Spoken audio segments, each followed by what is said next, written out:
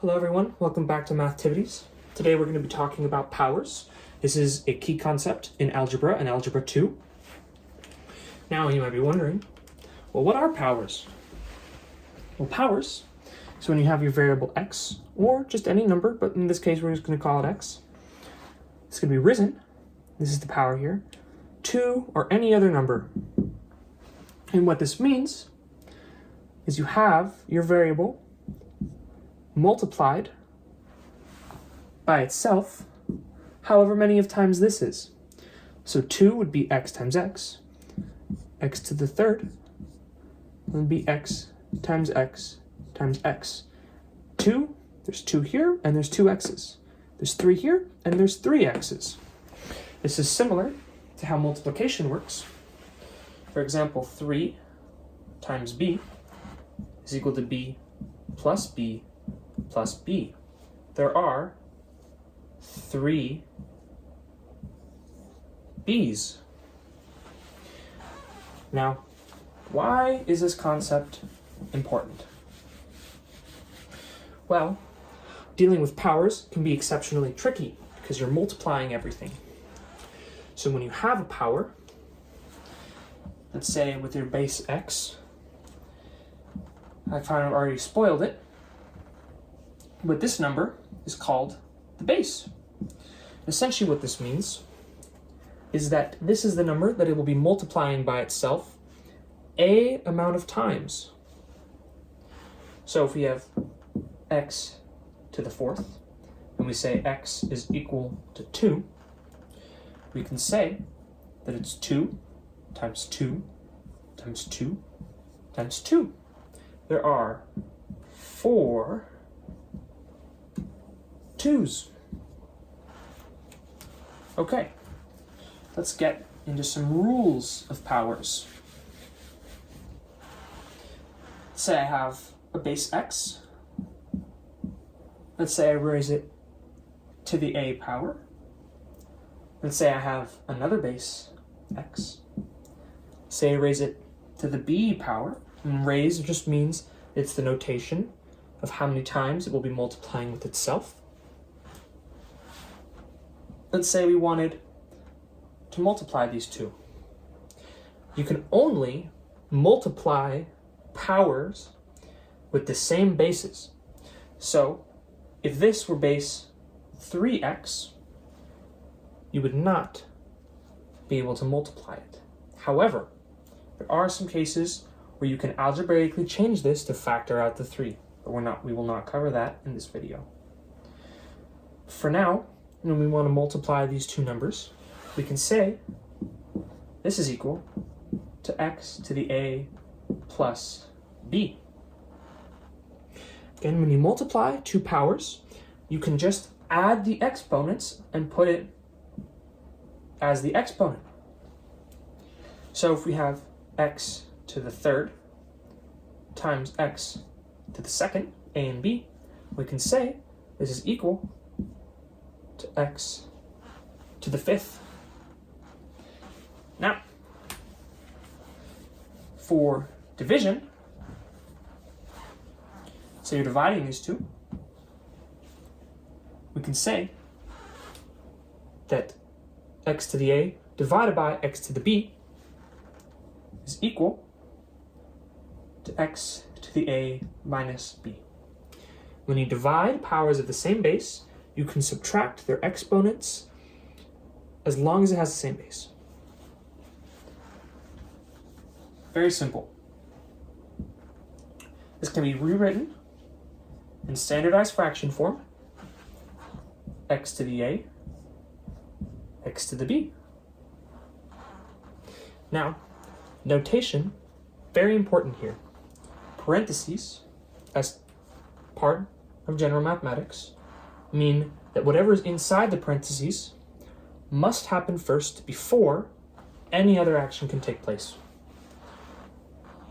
Now, you don't technically need to solve for the parentheses when you algebraically change an equation, because you can just say that it will happen when you do plug in numbers. So, if we were to take this over here, if I were to have 3x to the a divided by 3x to the b. This is different than 3x to the a, 3x to the b.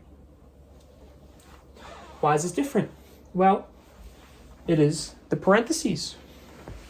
The parentheses state whatever happens inside must happen first. You might be wondering, isn't this the same?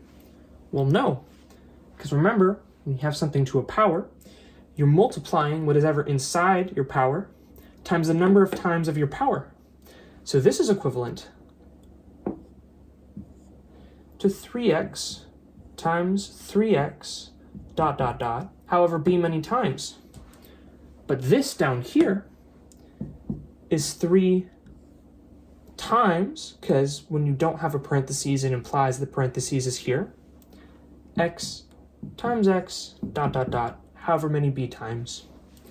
If you notice, we're multiplying this 3 multiple times. So 3x to the b can be rewritten. If we factor out the 3 from this x, we can divide this entire thing by 3, move it out. 3 to the bth power times x to the bth power. And this is much different than 3 times x to the bth power, because it's 3 to the bth power. Okay, now that we've covered that, there's an important notational explanation of powers. Okay, so we've established that a number is multiplied times itself, however many times of your power. Now, what if your power is not an easy to understand whole number? What if your power is equal to 1/2? This is a fraction, as covered in the previous video. So we have x to the 1/2. Essentially what this means is you're taking the component of x, or how many times the component is multiplied to get x to the first. You know, that's confusing. Okay, well, let's think of it this way. We have x times x. This is equal, remember when you multiply these two, these are to the first power, because any number without a power is equal to the first power of itself. We can add these powers together, because they have the same base, x squared. The 1/2 here represents what is the number with the same base that when multiplied 2 times by itself is equal to x squared. Essentially, x squared and x to the 1/2 power undo each other. Now, this might be a bit confusing, but take a look at the graphs. Here, we're going to have x squared and x to the 1/2. They look very similar. It's like one of them was rotated a different direction. And the reason for this is they undo each other. Now, this is a bit confusing, but what essentially this means is when you take x to the 1/2, right, and you raise it to the second power, one of the rules of powers that we haven't learned yet is when you have a power raised to another power, instead of adding the powers, right, there's a bit of glare here, you can multiply them. We can say that x to the 1/2 power times, or I guess risen to the 1/2 power, or risen to the second power, is equal to x to the 1/2 times 2. So if we take the square of x to the 1/2, right? I'm gonna erase this one real quick.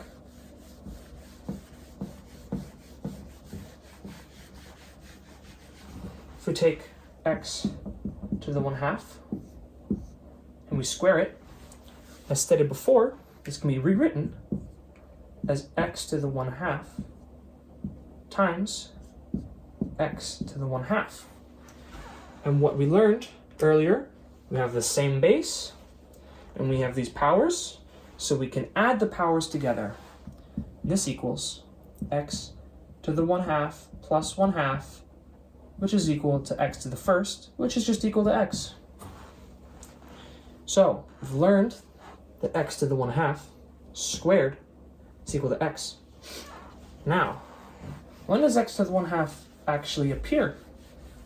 Well, this is sort of a trick question. Is x to the 1/2 is equal to the square root of x. The root of any number can be rewritten as what the root is as a denominator. So the 9th root of x risen to the 1/9, is equal to the 9th root of x down here. X to the 1/3 is equal to the cube root of x. And we've learned that when you have these fractions or these powers, raising them to another power, like for example, x to the 1/2 squared is equal to these two components multiplied together. So like the square root of x squared is equal to x. X squared is equal to 2 times 2 on the top, x to the 4th. X cubed squared is equal x 2 times 3 to the 6th. This is easy to remember stuff, and so forth. Now, when you square root a power, or when you root a power to a certain root, because this principle applies to roots and to multiplication, or to raising to the power of. If I have x to the 5th, and I root this, let's say to the square root of x to the 5th, this can be rewritten, because this essentially, remember, the square root can be written as raising this to the 1/2 power. We multiply these two exponents, and that gives us x to the 5/2, which is the second root of x to the 5th. Now, how do you solve for equations like this, right? Because the square root and squaring undoes something. The cube root of something and cubing it undoes it. As stated before, where you have x risen to the 1/3 cubed, these will cancel because it's 3 divided by 3, which is equal to x to the 1st. So let's give us an equation here. Let's practice. Let's say the square root of x plus 5 is equal to 30. Now, when we have equations like this, we're going to have multiple steps. Step 1. Isolate for x. From Algebra 1, what we want to do is we want to get all the variables on one side except for x. Now, we do not care if this x is being square rooted or squared, or it's 5x right now. We just want to isolate it easy peasy. So you can subtract 5 from both sides and say that the square root of x is equal to 25. Now, what we learned earlier is this is x to the 1/2 power. as we've written earlier. So how do we get this 1/2 to 1? Because remember, any number to the first power, whether it be 5 or 10 or 20, is just equal to itself, as long as it's to the first power. So how do we do that? Well, one thing we could do here is multiply this top portion by 2. Because 1/2 times 2, remember from the fractions video, we can multiply this 2 into the top numerator, and that equals 2 divided by 2, and that equals 1. So how do we do that with powers? Well, from seeing earlier, we could square it. We can multiply it by itself. So we can say that x to the 1/2 squared is equal to 25. However, what you do to one side of the equation, you must do to the other side of the equation. So it's going to be 25 squared. Okay. So now we are left with x to the first power is equal to 25 squared. And that is our answer. So 25 squared, the square root of 25 squared, plus 5 is equal to 30. The 25 squared is a very large number, because we will not compute that directly. So, our first step was isolate for x. Our second step was undo the power. And our third step, finally, solve for x. Let's do one more problem. Let's say we have x to the third plus 1 is equal to 10. Oh, this is hard to plug numbers in. So we want to solve this with algebra, like algebra 2. So what we're going to do, isolate the x, so subtract 1 from both sides. So we're going to get x cubed. We subtract 1 here, so it will vanish. It's equal, or I guess cancel, to 10 minus 1, which is equal to 9. So now we've done this step. We've solved this x, it's isolated. Now we need to undo the power. So this x down here could be rewritten as x to the 3 divided by 1. Since 3 divided by 1 is 3, so we're not changing it. So how do we get this to be 1? Well, what could we do to 3 to get it to 1? Well, one simple solution is multiply it by 1/3. Does this remind you of anything? Now that we have multiplied two exponents, just like earlier, from the law we learned, we can say that this is equal to x to the third being cube rooted. Because remember, we're raising it to the 1/3 power, which is the cube root. So we can say that this is x to the third to the cube root. So now we're going to multiply our exponents and get 3 over 3, which is just equal to x to the first. Okay. So now that we've done this, what we do to one side of the equation, we must do to the other. So we have cube rooted x to the third, so that equals x. And this side was 9, so we'd say it's the cube root of 9. Now this is a hard number to compute, but what we've learned is we can now compute these numbers when they don't directly work together or cancel out. Had this been x squared at the beginning, and we eventually solved for x is equal to the square root of 9. Well, the square root of 9 is what two numbers multiplied by itself gives us 9. And that's just 3.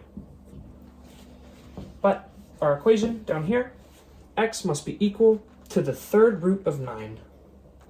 And that is how you solve for power equations. Thank you for watching.